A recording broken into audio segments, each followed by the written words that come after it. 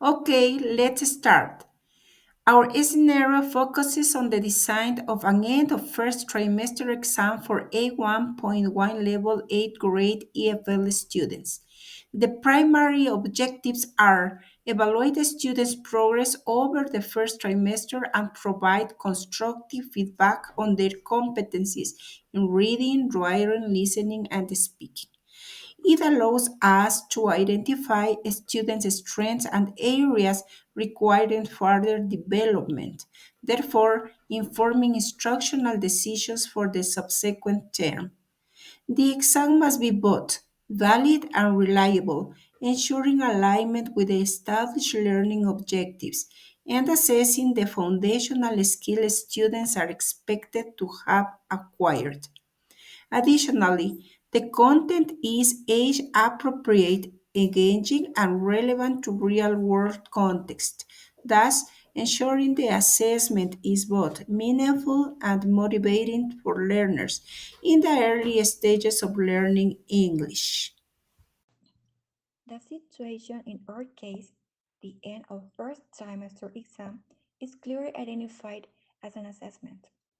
Its main goal is to check progress and guide future learning and teaching, not to make a final judgment. Why it's an assessment, not evaluation? Here are the key evidences. Purpose, feedback and guidance, not judgment. The primary purpose of this exam is formative assessment.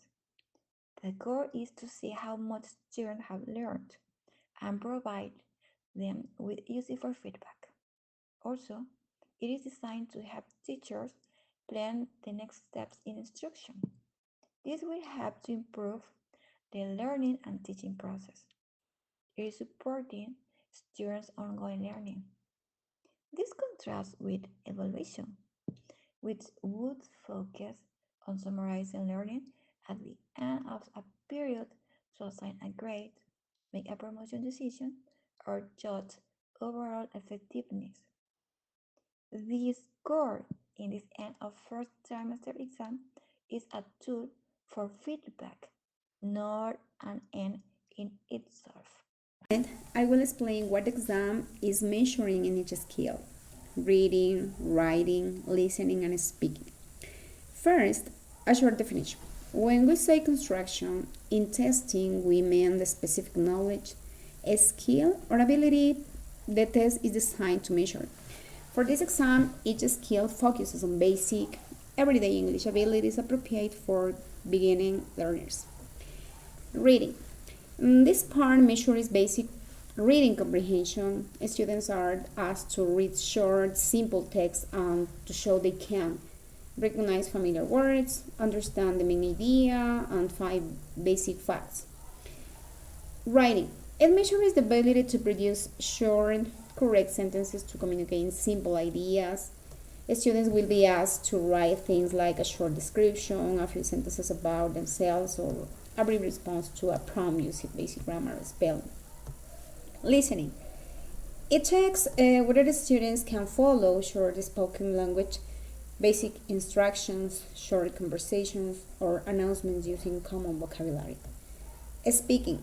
It focuses on pronunciation, the ability to answer simple questions, and to communicate basic messages. In summary, this text is designed to measure students' ability to use English in simple everyday situations across all four skills. The focus is not on advanced language, but on clear communication, understanding basic messages, and expressing simple ideas. By assessing these essential skills, the exam shows whether learners can begin to interact effectively in English at a basic level.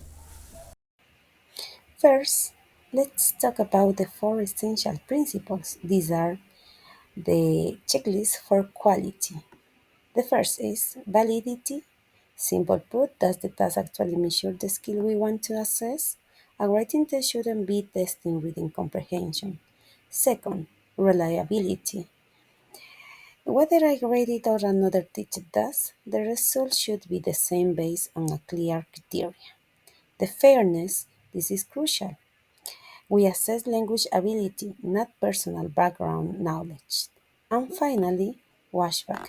This is the effect of the test on teaching and learning. A good test should encourage students to keep practicing English. And the next, appropriate assessment tools.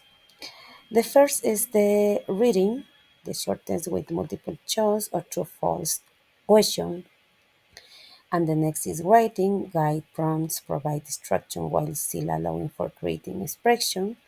And the listening, simple, create audio, recording ensure with testing, listening ability, not just memory. And this last one, speaking, a short oral interaction. The key is balance, using the right tool for the right job. Thank you.